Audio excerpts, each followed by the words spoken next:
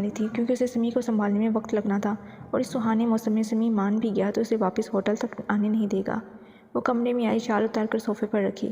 اس hotel میں چھوٹے چھوٹے کمرے تھے، 10 یا 11 اسٹوڈنٹ تھے تو سب کو ایک ایک روم الگ الگ دے دیا گیا۔ فلک اس سے گپے مارنے آتی تھی، پھر اپنے کمرے کی طرف چلی جاتی تھی۔ یہ معمول کل سے تھا جب وہ کلاش آئے تھے۔ واش روم گئی، فریش ہوئی اور باہر آ کر ہلکا سا ہیٹر جلا دیا جس سے ہلکی ہلکی گرمائش کمرے میں ہونے لگی۔ خود وہ سادہ سے سوٹ میں تھی، سونے سے پہلے اسے ہلکے کپڑے پہننے کا شوق تھا۔ وہ جیسے ہی اپنے بیڈ پر آئی اسے کمرے میں کھڑاک محسوس ہوا۔ اس کی حیرت کی انتہا نہ رہی جب حیدر کو کھڑکی کا دروازہ کھولتے پایا۔ تم یہاں کیا کر رہے ہو؟ زینیا سے کھڑکی سے اندر آتا دیکھ کر دبی دبی آواز میں چیخی۔ ایک دم اٹھ کر اس کا سر تو کھول سکتی نہیں تھی، پاؤں میں اب بھی درد تھا۔ اپنی بیوی سے ملنے آیا ہوں جانم، اس کے پاس بیڈ کی طرف آتے شوق انداز سے کہا۔ تمہیں کس نے دیکھا تو نہیں؟ زینیا نے پریشانی سے پوچھا۔ یہ ہوٹل اس کا اپنا تھوڑی تھا جہاں کوئی فکر نہ ہوتی۔ میں حیدر ہوں، ایک آرمی آفیسر، مجھے بھی کوئی دیکھ لی تو تھو ہے ہماری ٹریننگ۔ اس کے سامنے دب سے بیٹھتے ہوئے فرضی کالر جاڑا۔ تم مجھے مار پڑواؤ گے، بندروں کی طرح دیواریں پھلانگ کر پائپوں سے چڑھ کر آتے ہو، کیا ضرورت تھی؟ زینیا کو فکر لاحق ہو گئی تھی، نکاح کے بعد وہ نئے نئے روپ حیدر کے دیکھ رہی تھی۔ ہے لسن، حیدر اس کے قریب ہوتا ہلکی آواز سے بولا۔ اس وقت اس کا دل کتنا دھڑک رہا تھا وہ اسے بتانے آیا تھا۔ وہ جو اسے مزید سنانے لگی تھی اس کے قریب ہونے پر خاموش ہو گئی۔ کیا؟ اس کے ٹکڑ ٹکڑ دیکھنے پر پوچھا۔ تم ٹھیک ہو؟ اس کے گال پر ہاتھ رکھتے فکر مندی سے پوچھا۔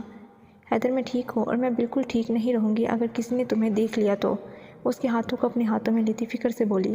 حیدر نے اس کے ہاتھوں پر بوسہ لیا۔ اس حرکت پر زینیا کا دل دھڑک اٹھا، لیکن زینیا حیدر کے سامنے اپنی حالت ظاہر کر دے یہ ہو ہی نہیں سکتا۔ میرے پاس صرف آج کی رات ہے، تم کچھ نہیں بولو گی؟ جو بھی کروں گا میں کروں گا، اس کی آوارہ لٹ کو کان کے پیچھے ریستے پیار سے کہا۔ کروں گا؟ میں بولوں نا اور تم کرو گے؟ کیا مطلب ہے اس بات کا؟ زینیا اس کی بات پکڑتی آنکھیں سکیٹ کر بولی۔ فیل اٹ، اس کے چہرے سے 1 انچ کا فاصلہ بناتے خماری سے کہا۔ پیچھے رہو حیدر۔ زینیا کا ایک دم سانس بھاری ہوا تھا۔ حیدر کوئی عام نہیں تھا جس کی قربت زینیا کو ہلاتی نہیں تھی۔ کیوں؟ اس کے گال سے اپنا گال مس کیا۔ حیدر، اس کی سانس مزید بھاری ہو گئی۔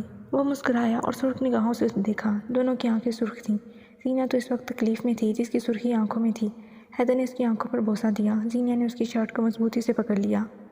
پتہ ہے تمہاری یہ آنکھیں مجھے بری طرح بہکا دیتی ہیں، اس کی آنکھوں کے کونے چومتا بولا۔ زینیا نے گہرا سانس لیتے آنکھیں بند کر لیں۔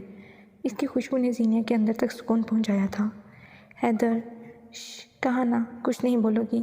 اس کے نچلے ہونٹ پر انگلی رکھ کر گمبھیر آواز میں کہا۔ حیدر نے اس کی آنکھوں میں دیکھا جو اسے بری طرح گھائل کر رہی تھی۔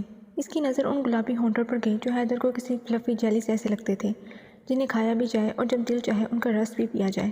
انگوٹھے سے اس کا نچلا ہونٹ مسل کر نرماہٹ محسوس کی۔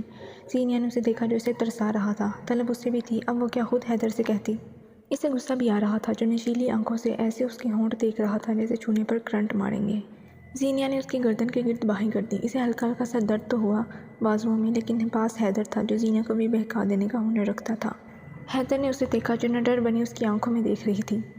طلب ہے؟ بھاری آواز میں پوچھا۔ کہتے ہیں ظالم حسیناؤں کو اتنا نہیں تڑپاتے، اس کے ہونٹوں کے پاس اپنے ہونٹ لا کر کہا۔ حیدر مسکرایا۔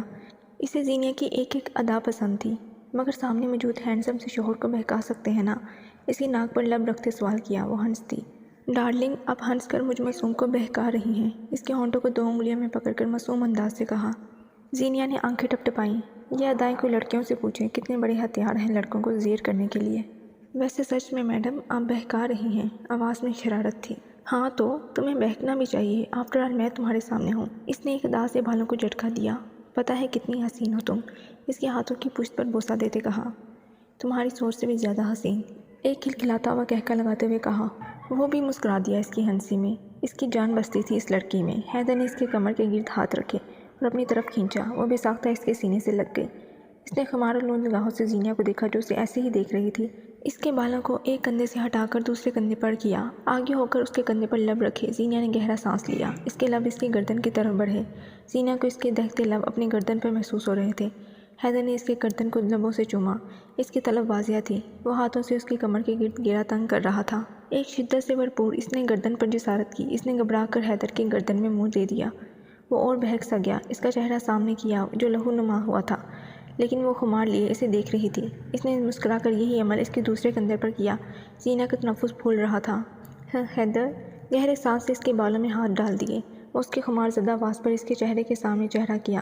نظریں ان ہونٹوں پر تھیں جن کا دیوانہ حیدر تھا۔ تم، وہ کچھ بولنے لگی تھی کہ حیدر نے آنکھوں سے ہی چپ رہنے کا کہا۔ کہا ہے نا چپ رہو، اس کے رخساروں پر ہلکی ہلکی بوسے دیتے کہا۔ وہ خاموش ہو گئی تھی۔ یہ خوشبو، اس کی گردن میں چہرہ دیتے وہ گہرا سانس لے لیا۔ اس کی روح فنا ہو رہی تھی، وہ زینیا کی قربت میں پاگل ہو رہا تھا۔ وہ اسے روکتی یا کچھ کرتی۔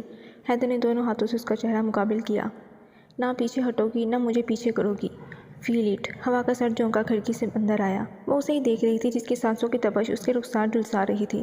حیدر نے اس کے ہونٹ دیکھے جو زینیا نے نچلے ہونٹ کو دانتوں میں دبا دیا، انگلی سے اس کا ہونٹ آزاد کیا۔ اس نے چہرے پر جھک کر نچلے ہونٹ کو اپنے ہونٹوں میں لیا۔ زینیا اس کی گردن کے گرد باہیں تنگ کر دیں۔ وہ اس کی نرماہٹ کو بہت دھیرے دھیرے سے محسوس کر رہا تھا۔ ایک اس نچلے ہونٹ میں اتنا نشہ تھا کہ حیدر اسے چھوڑنے کا سوچ بھی نہیں رہا تھا۔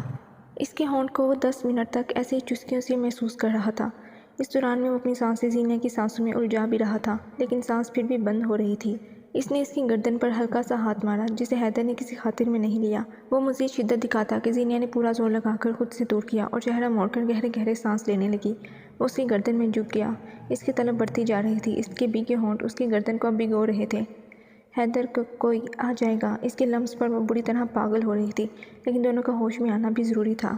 کوئی نہیں آئے گا، اس کے کان کی لو کو چومتے بہکتے ہوئے کہا۔ زینیا نے سرخ آنکھوں سے اسے دیکھا جس کا جنون اس کی آنکھوں میں شامل تھا۔ اسے کندھے سے پکڑ کر تکیے پر لٹایا اور خود اس پر سایہ کر لیا۔ وہ اسے ہی دیکھ رہی تھی جو سایہ بنے اس کے ہونٹوں پر دوبارہ جھکنے کا سوچ رہا تھا۔ تمہیں ہوش میں لانا بہت مشکل ہوتا ہے حیدر، وہ اس کی طرف دیکھ کر منمنائی۔ وہ ہنسا۔ اس کے دونوں ہاتھوں میں اپنے ہاتھ الجھا کر وہ اوپر کر گیا۔ حیدر کو کم سے کم ان ہونٹوں پر اب کے لیے بہکنے دو، ورنہ حیدر کو تم سنبھال نہیں پاؤ گی، اس کی آنکھوں میں تشنگی سے دیکھتے آنچ دیتے لہجے میں کہا۔ اس کی پلکیں بے ساختہ جھک گئیں جو اجازت نامہ تھیں۔ کچھ کہو، اس کے ہونٹوں پر ہلکا سا بوسہ دیا۔ وہی کہوں گی جو تمہاری ڈائری میں میری تصویر کے نیچے لکھا ہے، حیدر کی ناک سے ناک ملاتے ہوئے مسکرا کر بولی۔ حیدر نے ناسمجھی سے اسے دیکھا۔ اسے نہیں یاد آ رہا تھا کہ زینیا کس کی بات کر رہی تھی۔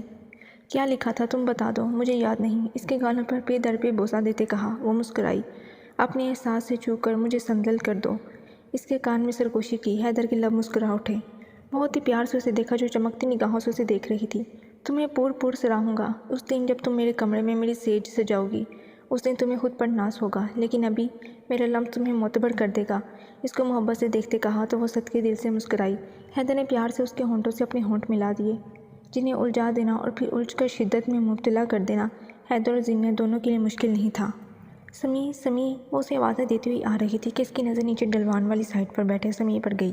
فلک نے گہرا سانس لیا اور چھوٹے چھوٹے قدم لیتی اس کی طرف بڑھی۔ وہ سرخ چہرے سے بیٹھا ہوا تھا جیسے ہر چیز کو بھسم کر دے گا۔ فلک دھیمے لہجے سے چلتی اس کے ساتھ آ کر بیٹھ گئی۔ سردی بڑھ رہی تھی، ہوا میں خنک تھی اور یہاں کی ٹھنڈی وادیاں خون جما دینے کی حد تک سرد تھیں۔ وہ انجان نہیں تھا اس کے آ جانے سے، لیکن انجان بن رہا تھا۔ غصہ جو تھا